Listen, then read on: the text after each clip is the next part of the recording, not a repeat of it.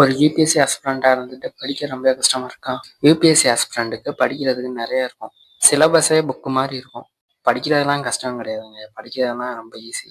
ஆனால் ஒரு சில யூபிஎஸ்சி ஆஸ்பிரண்ட் மட்டும் எப்படி யூபிஎஸ்சியை கிராக் பண்ணுறாங்க, மற்ற ஸ்டூடெண்ட்டாரெலாம் ஏன் கிராக் பண்ண முடியல, அந்த கிராக் பண்ணுற ஸ்டூடெண்ட் வந்து என்ன மாதிரியான ஸ்ட்ராட்டஜி வந்து யூஸ் பண்ணுறாங்க படிக்கிறதுக்கு அப்படிங்கிறத இந்த வீடியோவில் பார்ப்போம்.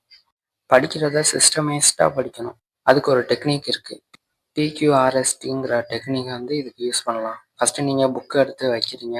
சாப்டரோட ஃபஸ்ட்டு பக்கத்தில் இருந்து லாஸ்ட்டு பக்கம் வரையும் அதில் என்ன இருக்குங்கிறத பார்க்குறீங்க.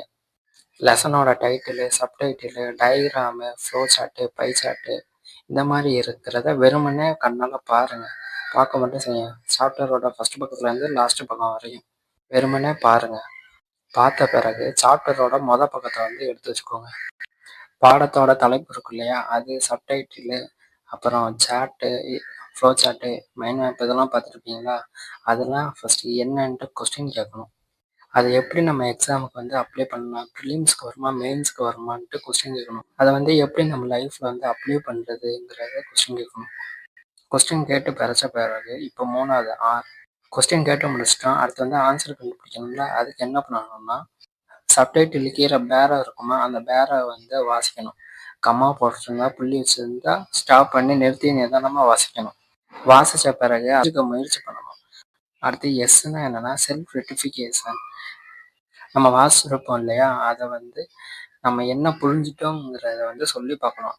நம்ம கேட்ட கேள்விக்கும் அதுக்கான ஆன்சர் வந்து கிடைச்சதான்ட்டு பார்க்கணும். அதை சொல்லி பார்க்குறது தான் செல்ஃப் ரெக்டிஃபிகேஷன். அப்புறம் சொல்லி பார்த்த பிறகு டெஸ்ட் எழுதி பார்க்கணும். நம்ம கரெக்டாக தான் படிச்சிருக்கோமாங்கிறது ஞாபகம் இருக்காங்கிறத டெஸ்ட் எழுதி பார்க்கணும். ப்ரிலிம்ஸுக்கு படிக்கிறோம்னா ப்ரிலிம்ஸு கொஸ்டினை எடுத்து வச்சு டெஸ்ட் எழுதி பார்க்கணும். மெயின்ஸுக்கு படிக்கிறோம், மெயின்ஸ் எக்ஸாம் எப்படி இருக்குமோ அதே மாதிரி எழுதி பார்க்கணும். அந்த சாப்டரோட ப்ரிலிம்ஸ் கொஸ்டின் பேப்பரை எடுத்து நம்மளால் அதை சால்வ் பண்ண முடியுதான்ட்டு பார்க்கணும். அடுத்து மெயின்ஸ் கொஸ்டினை வந்து சால்வ் பண்ணி பார்க்கணும். இந்த மாதிரி தான் பிக்யூஆர்எஸ்டி டெக்னிக்கை வச்சு படிக்கணும். பிடிச்சிருந்தா சப்ஸ்கிரைப் பண்ணிக்கோங்க. தேங்க்யூ.